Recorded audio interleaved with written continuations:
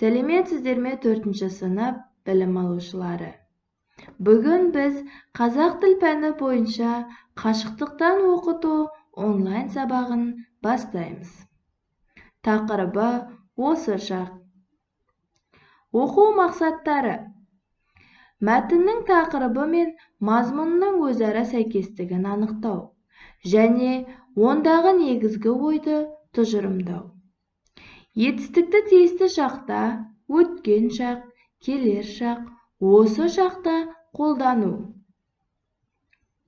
Ендеше бейнежазбаны тамашалап, Бібішхан Текебаеваның өлең жолы мен үлкен тарауымызға шолу жасап өтейік. Табамын жерден керегін, аспанда зулап келемін. Аспан мен жерді жалғаған, шарықта көкте өлеңім. Биіктен туды көремін, өрелі менің өз елім. Еңсесі биік ақ орда, еңкейіп кіріп келемін. Шаңырақ мынау шалқыған, ұрпағым жүрер айтып ән. Елтаңба тұрар ескертіп, айналайын халқымнан. Мұндағы өлеңнің негізгі ойы: көк туымызды сонау ғарыш алып аймақта желбіреткен ғарышкерлеріміз туралы. Ендеше, бұл өлеңде қай кезде орындалып тұрған қимылды білдіріп тұр? Соны анықтап өтіп кетейікші. Биіктен туды көремін, өрелі менің өз елім. Еңсесі биік ақ орда, еңкейіп кіріп келемін. Бұл жерде дәл қазір орындалып тұрғанын білдіріп тұр. Демек, бүгінгі біздің өтетін тақырыбымыз дәл қазіргі орындалып тұрған сәтке байланысты. Осы шақ. Осы шақ етістіктер іс-әрекеттің қазір болып жатқанын білдіреді. Мысалы, көріп отыр, өсіп тұр.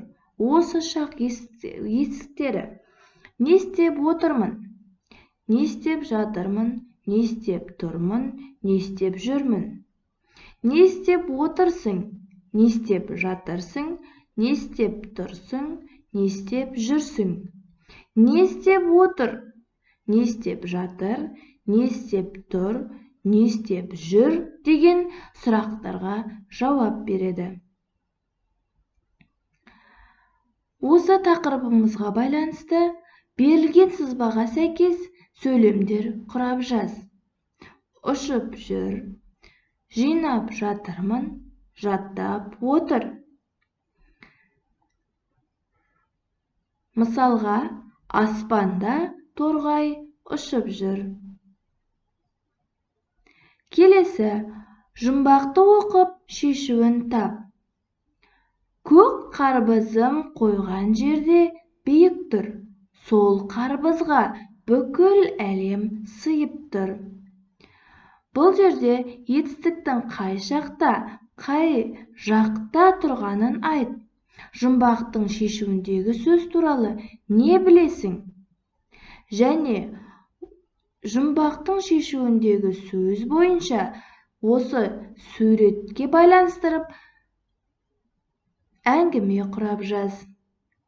Осымен бүгінгі біздің онлайн сабағымыз аяқталды. Сау болыңыздар.